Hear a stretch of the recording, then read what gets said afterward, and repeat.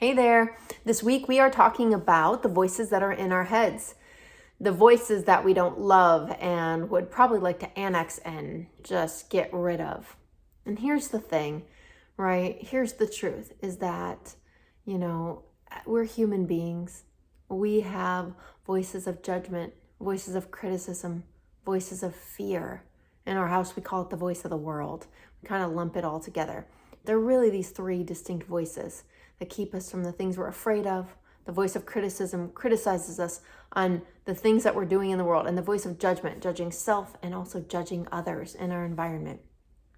These are blocks to our present moment. So we're going to talk today about where they come from, what's useful about them, and how to reframe them, how to re-leverage these voices into something that we can use to get us to the present moment, which that's where our future comes in. When we are so very present, we can create presencing.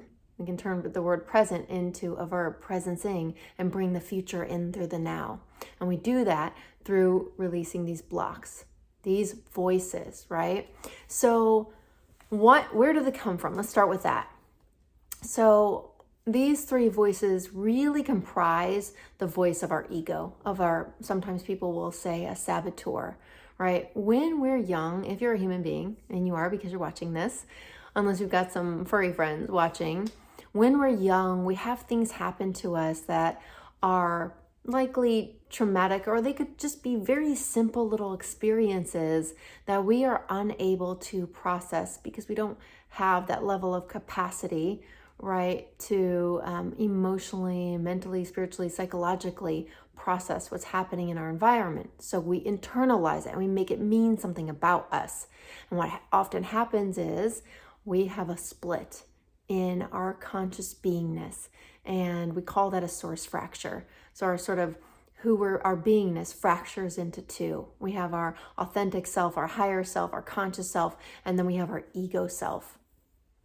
What our ego does to us is it wants to protect us. And that's what it does when we're children, when we're younger, when we don't have the tools, right, to be an adult, to adulting, which is what we do now when we're capable and know that we can get through anything, right? Because we've built up that resilience. When we're children, we don't have that. So the ego seeks to protect us by keeping us from things that we fear. And it speaks to us through the voice of fear, through the voice of judgment, through the voice of criticism. It's the one that tells you, oh, you can't do that. That's too scary. Stay away from that. You could get hurt. Or, why did you do that? Right? The voice of judgment. What's wrong with you? What happened? Or you're never going to make it. You're never going to do that. Right? Voice of criticism, voice of fear. These voices are talking to us all the time. And they are the voice of our own ego. And here's the thing is, many of us want to make the ego bad and make our voices bad. The voice of our younger self, we could say. And the truth is that this actually couldn't be further from the truth. The truth is that when we really open our arms and embrace these parts of ourselves and encompass it into who we're being in the world, we return to wholeness.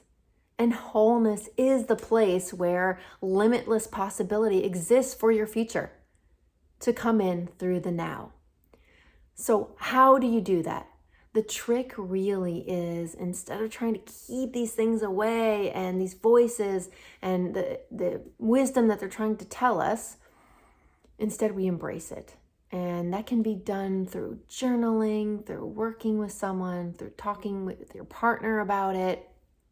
Can be done a number of ways.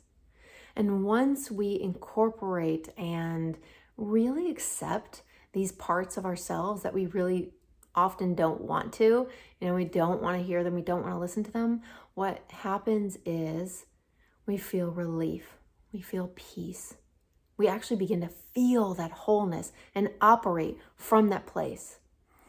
When we become whole like this, we have an open head, I like to say open head, open heart, and open will, right? So the voices begin actually to cease in our head. Our heart begins to open, and we're open to more possibility, more resonant possibility, authenticity, right? And our open will, which is what we actually do in the world.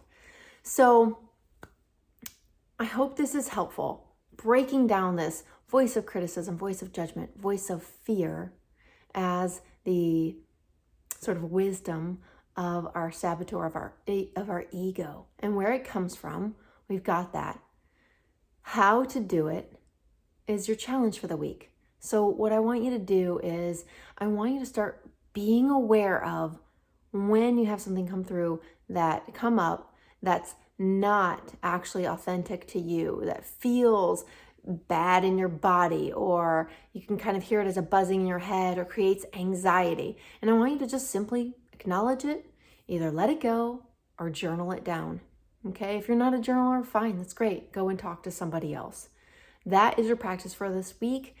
Bring awareness to the voice of your ego, to your voice of judgment, to your voice of criticism, to your voice of fear, and let it go. I'm looking forward to hearing how this goes, and I will see you back here next week. Take care.